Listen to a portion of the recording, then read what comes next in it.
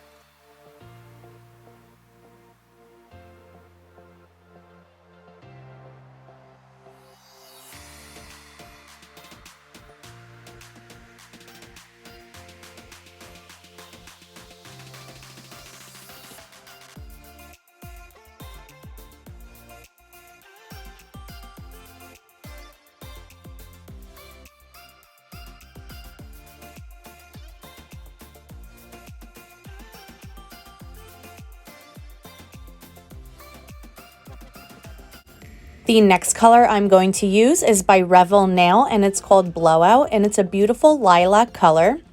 Again, I'm going to stir my dip before application, and I'm going to apply this color on my pointer finger and on my thumb. And again, I'm going to do 3 coats of this color.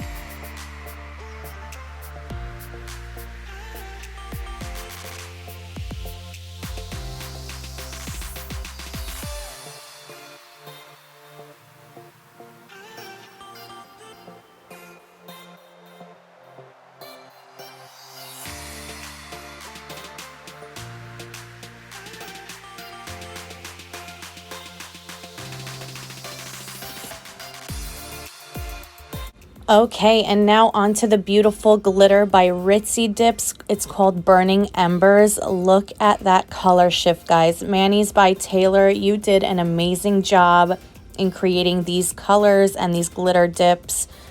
Look at all those tones in this dip. There is coral, orange, hot pink, purple. There are so many different tones. There's even lime green in it if the color hits the light a certain way. I apply 2 coats of glitter dip always. Now these are very chunky. If you haven't worked with glitter before, I would not recommend using this as your first glitter dip.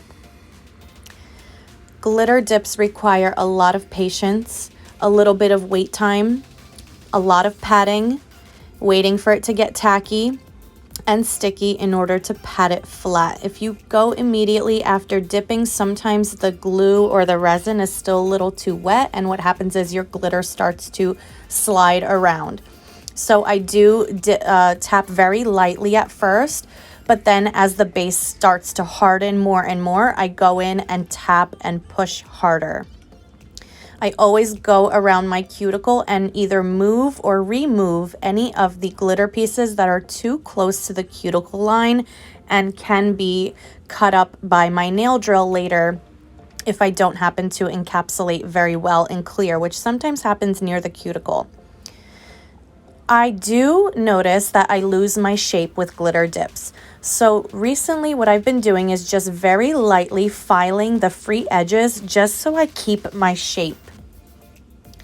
I'm going in with a second coat of this glitter dip. Now you can do a second coat, or what you can do is place larger glitters individually, and then it's not as thick of a glitter dip because glitter dips do tend to be a little bit thicker than solid or shimmer dips. And again, patting and just being patient and working with it, moving things around. You can use a toothpick or the cuticle tool that I use. And I'm going to go again for a second coat on my ring finger. And I like to lay my finger flat so the glitter lays flat. And I also like to put in a cupcake liner because I have more surface area to use. So just be very patient with glitter dips. They do require a little bit more work than regular dips.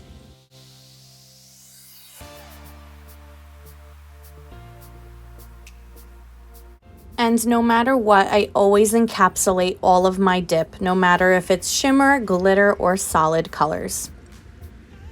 I do have two separate clear dips, one for more solid colors and one for chunky glitters or regular glitters, only because you can contaminate your clear dip with the glitter, as sometimes a piece or a speckle of glitter falls off.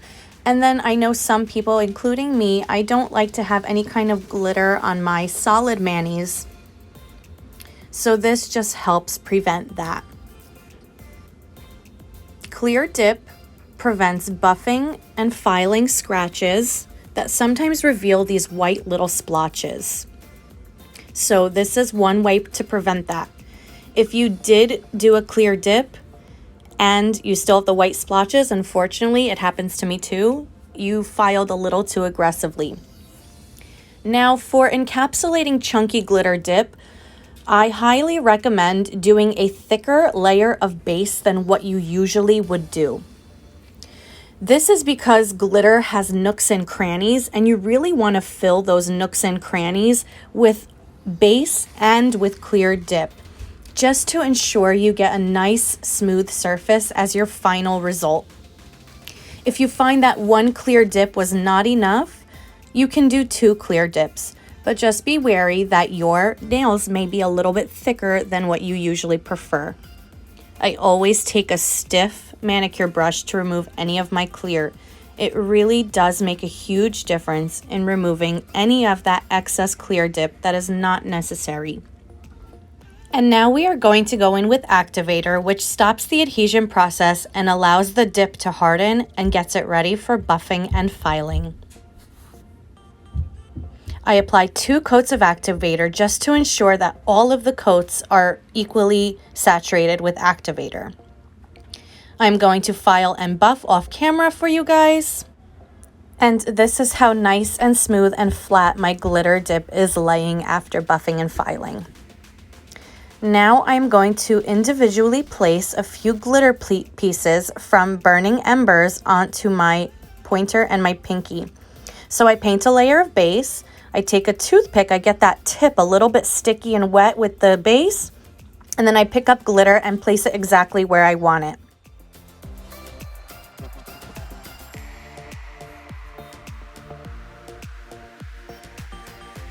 I am going to do the same exact process to my pinky finger, so just veg out and watch.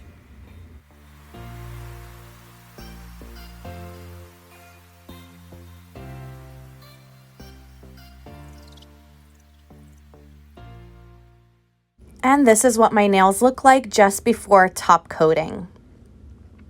So you have to apply activator with top coat, with dip top coat. So I apply my activator and now I'm just going to push down the glitter so it lays flat, as the activator is what stops the adhesion process. So I place the activator and then I take my toothpick really quickly, because you only have about 5 seconds to do this, and just press down any of the pieces that are really sticking up. And this helps me prevent using clear dip again to encapsulate this glitter. The top coat will add a little bit of thickness to it, so it will encapsulate it even more. So I apply activator, I wait 2 full minutes with a timer set, and then I go in with my 2 coats of top coat. I am going to be using Risen Legacy's top coat, which is a beautiful gel-like shine. And it dries in about 4 to 5 minutes. It takes a little bit longer to dry, but the shine you get from this is unreal. It looks so gel-like, it self-levels. It's a really great top coat. I do have a discount code with Risen Legacy. It's not an affiliate link. It's just a thank you to my followers. And you guys get 10% off using Carolina10. And I will leave a Ritzy Dips $5 referral link down below. And if you make a first purchase from Ritzy Dips, you and I both get $5 credit. I'm going in with my second coat of top coat, which is required for dip top coat. You always want to apply 2 top coats, and I prefer to apply them one after the other. So I do all 5 fingers or 10 fingers, and then I go in again with my second top coat. And then what I do is I allow that to dry for 5 full minutes. This is what my nails look like after top coating. Look at that shine. I'm telling you guys, this Risen Legacy top coat is so gel-like. It's absolutely insane. I'm going in with Scales of a Mermaid cuticle oil, not your basic vanilla, a nice vanilla and peppermint scent. And I'm applying that to all of my fingers just to replenish any of the moisture that I lost during the dipping process.